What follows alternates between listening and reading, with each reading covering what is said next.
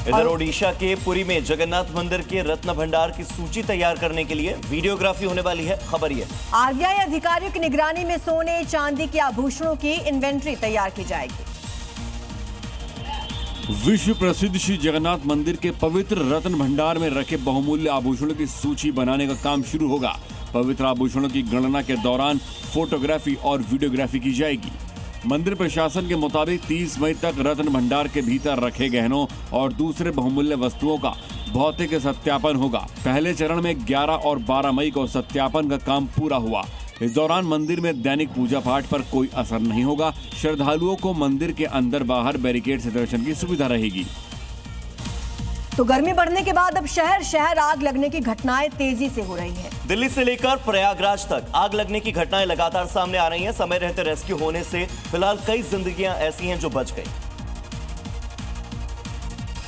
कहीं होटल पर अग्नि तांडव मचा हुआ है तो कहीं बस और कार जलकर आग का गोला बन गई है। शहर शहर बीच सड़क आग का हाहाकार देखने को मिल रहा है। फौरन दमकल कर्मियों के पहुंचने से कई जगह बड़े हादसे होने से टल गए। प्रयागराज में एक होटल की ऊपरी मंजिल पर भयंकर आग लग गई। देखिए कैसे लपटे और धुएं का गुबार छाया हुआ है। गनीमत रही कि समय रहते लोगों को होटल के अंदर से निकाल लिया गया। वहीं अमेठी में शॉर्ट सर्किट की वजह से एक रोडवेज बस में आग लग गई। देखते ही देखते बीच सड़क पर बस आग का गोला बन गई। हादसे के वक्त बस में 44 यात्री सवार थे। सभी को सुरक्षित निकाल लिया गया। वहीं मुरादाबाद में शॉपिंग कॉम्प्लेक्स की पार्किंग में खड़ी 2 कारों में आग लग गई, जिससे वहां हड़कंप मच गया।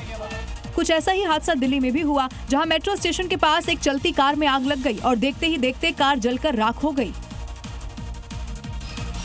राजस्थान के चित्तौड़गढ़ जिले के प्रसिद्ध सांवलिया सेठ मंदिर में इस बार एक महीने में 17 करोड़ रुपए से ज्यादा का कैश चढ़ावा आया। इसके अलावा चढ़ावे में सोना, चांदी, उनके गहने भी मिले।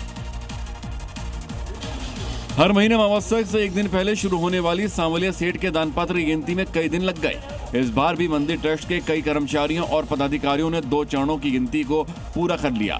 गिनती में 17 करोड़ से ज्यादा राशि मिली। इनमें पहले चरण में 11 करोड़ 30 लाख रुपए मिले थे, जबकि दानपेटी के द्वितीय चरण की गणना सोमवार को पूरी हुई, जिसमें 5 करोड़ 77 लाख 50 हजार रुपए की दान राशि मिली। चित्तौड़गढ़ के कृष्णधाम सांवलिया सेठ मंदिर में रोजाना सैकड़ों की तादाद में भक्त पहुंचते हैं और चढ़ावा चढ़ाते हैं। चढ़ावे में सिर्फ नकदी ही नहीं बल्कि सोना चांदी के जेवरात, सोने के बिस्किट और दूसरी चीजें भी चढ़ती हैं। राजस्थान समेत देश में बढ़ती प्रचंड गर्मी के आगे भक्तों की आस्था भी भय खाने लगी है। तेज धूप की वजह से तवे की तरह तपते मंदिर के फर्श पर पैर रखते ही श्रद्धालुओं की भक्ति भाव अचानक से गायब हो रही है। चित्तौड़गढ़ के श्री सांवलिया सेठ मंदिर में इन दिनों कुछ ऐसा ही नजारा देखने को मिल रहा है, जहां भक्त तो आ रहे हैं पूरी श्रद्धा के साथ, लेकिन जूते चप्पल उतारते ही उनकी हालत खराब हो जा रही है। मंदिर का फर्श इतना तप रहा है कि लोग दौड़ते भागते अपना पैर जलने से बचाते दिखे। मंदिर में प्रवेश तो वो दर्शन के लिए कर रहे हैं, लेकिन धूप इतनी तेज है कि उनके सामने सबकी हालत खराब हो रही है। धूप से बचने और पैरों को जलने से बचाने के लिए लोग क्या क्या जतन कर रहे हैं। अब देखिए, ये भाई तो अपने साथ पॉलीथीन लेकर आए हैं। अब मंदिर है तो नंगे पैर ही प्रवेश करना पड़ेगा, लेकिन यहाँ तो तपती फर्श के आगे उनकी भक्ति की शक्ति जवाब दे रही है। लोग दौड़ते हुए मंदिर में प्रवेश करते हैं, दर्शन करते हैं, निकलने के बाद फिर वही भागा दौड़ी। प्रबंधन सवालों के घेरे में है। जहाँ रोज लाखों का चढ़ावा चढ़ रहा है, वहाँ भक्त के पैर न जले, इसकी व्यवस्था क्यों नहीं हो रही।